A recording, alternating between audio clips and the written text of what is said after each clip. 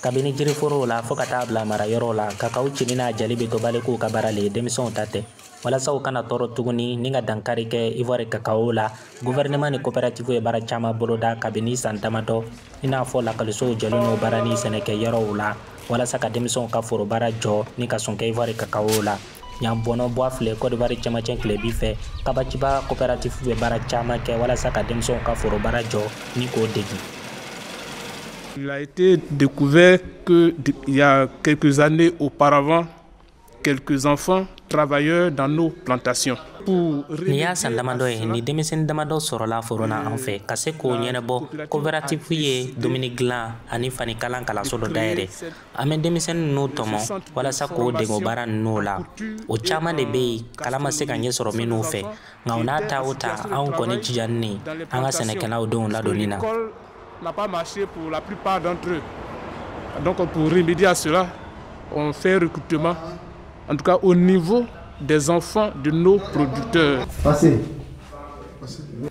Sigiyɔrɔ kalanso fɔlɔ la kalanden 21 de bɛ yen minnu bɛ dege san 3 kɔnɔ sani san 5 kɔnɔ denmisɛnnin ninnu bɛ teliya ka kalanfini kalan na kabini o se don o ka kalan ɲɛsinnen don degelu teliya ma ka kɛɲɛ ni Luku Kouadio ka fɔta ye ale min ye o karamɔgɔ ye.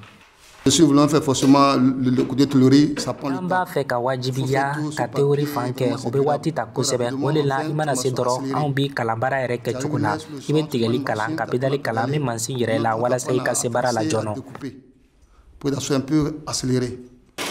Aya Simone b'a fɛ ka finikalan dege a kɛlen kɔfɛ ka lakɔli bila san 2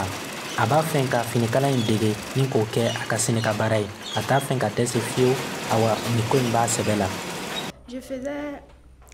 Kabini nana ni baara in na n ye lafiya sɔrɔ n yɛrɛ la awa n bɛ ka faamuyali caman kɛ fɛn minnu bɛ yira n na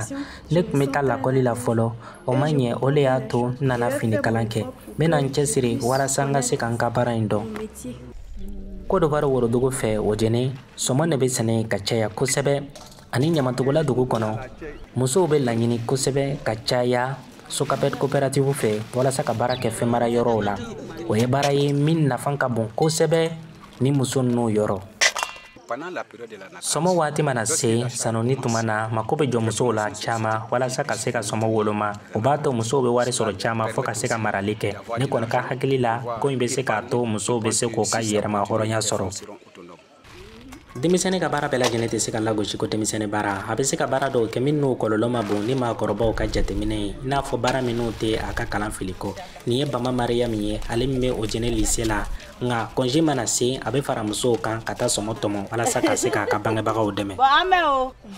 Ne bɛ taa magasin na ka baara kɛ n yɛrɛ ye walasa n ka se ka n bangebagaw dɛmɛ ni n ye wari dɔɔni sɔrɔ n b'a di n fa ma walasa a ka n dɛmɛ. Tuma caman la denbaya caman b'a jate k'a fɔ nin baara ninnu nafa ka bon kosɛbɛ kɛrɛnkɛrɛnnenya la denmisɛnninw ma a bɛ dɛmɛ don kosɛbɛ denmisɛnninw ka yiriwali la bawo a b'a to u ka se ka seko ni dɔnko sɔrɔ minnu bɛ se k'o dɛmɛ o ka balikuyali waati la.